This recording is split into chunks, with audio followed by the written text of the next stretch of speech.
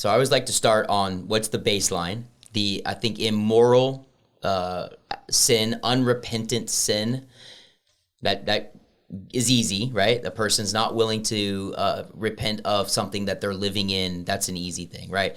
That's the easy one. The hard one is when it goes up from there. So I think that if a person has good character, they're walking with Jesus, they love Jesus, and they're even competent to do a job, but there's a lack of chemistry.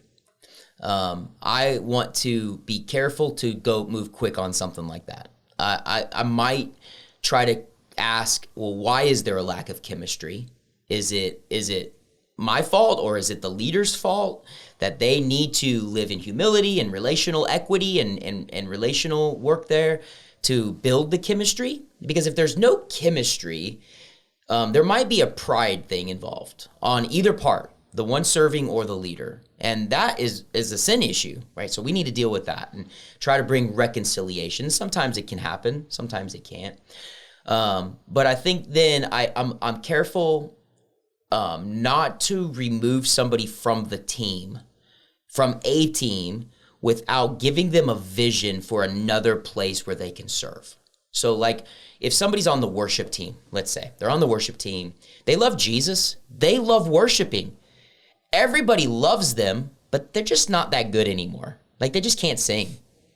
Well, how do you deal with that person, right? They have high level of character, high chemistry, high compatibility with the ministry, but they just can't do it. They just can't do it at the level we need to do it at anymore. Well, that's a tough conversation because they don't know that. They think they're still doing great. Well, I think that's the leader's job to say to them, hey, listen, I just want to talk to you about these few things. We love you. You're a great asset to our church.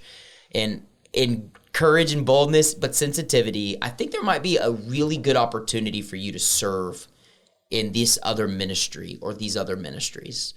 Now, obviously, there could be some offense there. Like they just told me I can't sing. But our job also is to make disciples, but produce excellence. So we want to honor the Lord with excellence while making disciples, and to let them know, hey, we value you. You've done a great job in serving in a ministry. We just think that this is no longer the ministry that you can serve in.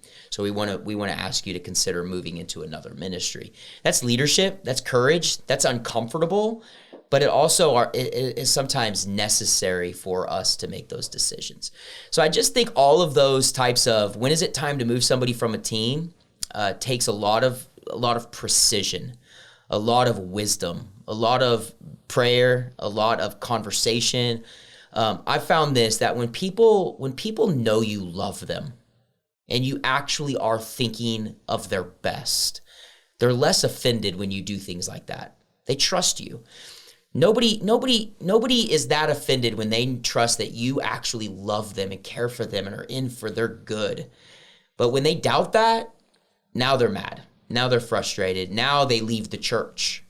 And that's not always the best thing for them to do. So precision, humility, clarity on the why, honesty, we call that genuine communication. We want to be genuine and authentic in our communication. We want a truth all the time. So we don't tell people things that aren't true. If somebody says, how am I doing? And they're not doing good, we want to tell them the truth. But we don't want to do it as mean. We want to do it filled with the Spirit, with gentleness and meekness, but we want to tell them the truth, right? So I think that is a difficult task. It's difficult, and no ministry is ever going to be immune to that. But with the help of the Lord, the spiritual guidance, and just doing some little things, love them, care for them, communicate to them, make sure you're clear on the why, and then give them an opportunity to serve in another capacity, I think would actually preserve the relationship.